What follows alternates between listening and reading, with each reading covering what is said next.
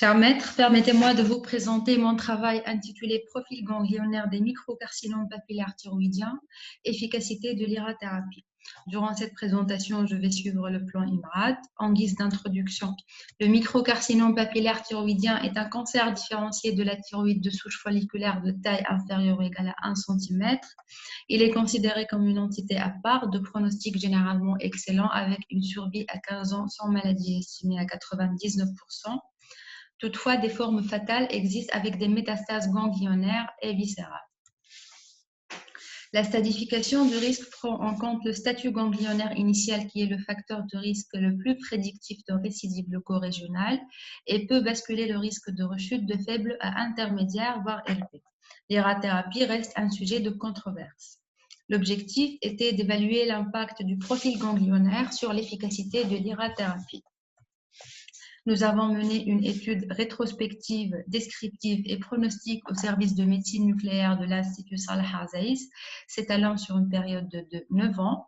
Nous avons inclus dans cette étude les patients opérés d'une thyroïdectomie totale avec un curage ganglionnaire pour un microcarcinome papillaire et ayant bénéficié d'au moins une scintigraphie à l'iode 131, d'une échographie cervicale et d'un dosage de la thyroglobuline. Les critères de non-inclusion étaient l'absence de curage, variante histologique autre que papillaire et la taille tumorale supérieure à 1 cm. Nous avons donc retenu 60 patients répartis en 2 groupes. 30 patients sans métastase ganglionnaire et 30 patients avec métastase ganglionnaire. Avant la cure, le traitement hormonal par la LT4 doit être arrêté pendant au moins 21 jours. L'activité administrée varie selon le risque de 1,11 ou 3,7 GBq, avec hospitalisation de 3 jours à partir d'une activité de 1,11 GBq. Un balayage est réalisé 3 à 5 jours après. Il faut aussi instaurer une contraception efficace et vérifier l'absence d'une grossesse, l'absence d'une saturation iodée, respecter un jeûne de 2 heures. Après l'irathérapie, le patient doit surtout respecter les règles de radioprotection et reprendre l'hormonothérapie 3 à 4 jours après la cure. Le balayage diagnostique est réalisé dans de rares cas après l'administration de faible activité et en suivant les mêmes précautions. Nous nous sommes basés sur la classification des microcarcinomes, sur la classification TNM, les groupes pronostiques AJCC TNM 2017, ETA 2006, ATA 2009 et 2015. Après traitement par l'iode, 4 profils évolutifs étaient établis selon l'ATA 2015. Donc, commençons par l'âge. L'âge moyen des patients était de 46 ans. La classe modale était de 30 à 45 ans. À travers ce graphe, on voit que 95% des patients étaient âgés de moins de 65 ans.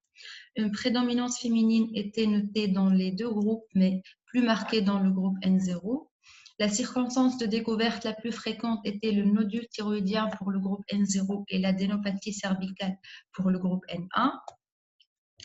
Tous nos patients avaient bénéficié d'une thyroïdectomie totale en un temps dans 31 cas et en 2 temps dans 29 cas.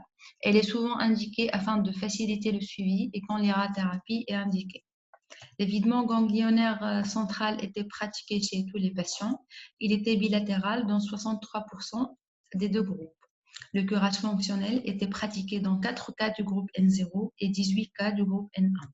Le carcinome papillaire était de forme classique dans 73% des cas dans les 2 groupes. Pour la classification TNM, tous nos patients étaient classés M0. Pour le groupe N0, 27 patients étaient classés T1A et 3 patients T1AM. Pour le groupe N1, 19 patients étaient classés N1A et 11 classés N1B. Donc, tous ces paramètres sont intégrés dans le système de stratification du risque. Pour le groupe N0, la majorité était classée ETA 2006 faible, tous classés à risque faible ATA 2009 et 2015, stade 1 de la JCC TNM 2017.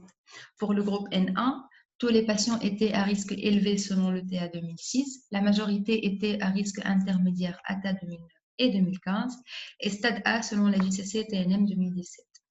La première cure était administrée dans les 6 premiers mois post-opératoires pour les 2 groupes. Tous les patients du groupe N1 et 27 patients du groupe N0 ont bénéficié d'au moins une cure. Donc, pour les 3 patients du groupe N0 qui n'ont bénéficié que d'un balayage diagnostique, on a trouvé sur le balayage une carte blanche isotopique dans 2 cas et une fixation cervicale modérée dans le 3e cas. La réponse a été jugée excellente devant une TG en simulation inférieure à 0,2, des ATG négatifs et une écho cervicale. Donc, la majorité des patients ont reçu des activités de 1,11 Gb/Bq, 70% du groupe N0 et 53% du groupe N1. La majorité des patients N0, 81%, avaient une réponse excellente dès la première cure, alors que la majorité du groupe N1, 50%, avaient une réponse indéterminée. L'atteinte ganglionnaire était significativement associée à l'échec de la première cure. On voit que 27 patients du groupe N0 ont reçu la première cure. La réponse à cette cure était excellente dans 22 cas, morphologique incomplète chez un patient et indéterminée chez 4 patients. Au deuxième contrôle au bout d'un an, la réponse de ces 4 patients était excellente. Pour le groupe N1, la réponse à la première cure était excellente chez 10 patients, biochimique incomplète dans 4 cas, indéterminée dans 15 cas et morphologique incomplète chez un patient. Le délai entre les 2 cures était plus important dans le groupe N1 que pour le groupe N0, mais sans différence significative. Le patient du groupe N0 qui avait une réponse de type morphologique incomplète en rapport avec un reliquat glandulaire à l'écho a bénéficié d'une deuxième cure de 1,11 Gb/Bq. La réponse à la deuxième cure était excellente. Les 20 patients du groupe N1 qui avaient une réponse indéterminée ou incomplète ont bénéficié d'une deuxième cure. 1,11 Gb/Bq chez 7 patients et 3,7 Gb/Bq chez 13 patients. L'évaluation à cette deuxième cure a objectivé une réponse excellente chez 10 patients. 7 patients ont reçu 1,11 Gb/Bq et 3 patients ayant eu 3,7 Gb/Bq. Une réponse indéterminée chez 10 patients qui ont reçu 3,7 Gb/Bq. Donc, les 10 patients du groupe N1 qui avaient une réponse indéterminée à la deuxième cure ont reçu une troisième cure. L'activité était de 3,7 Gb/Bq. La réponse à cette cure était excellente dans tous les cas.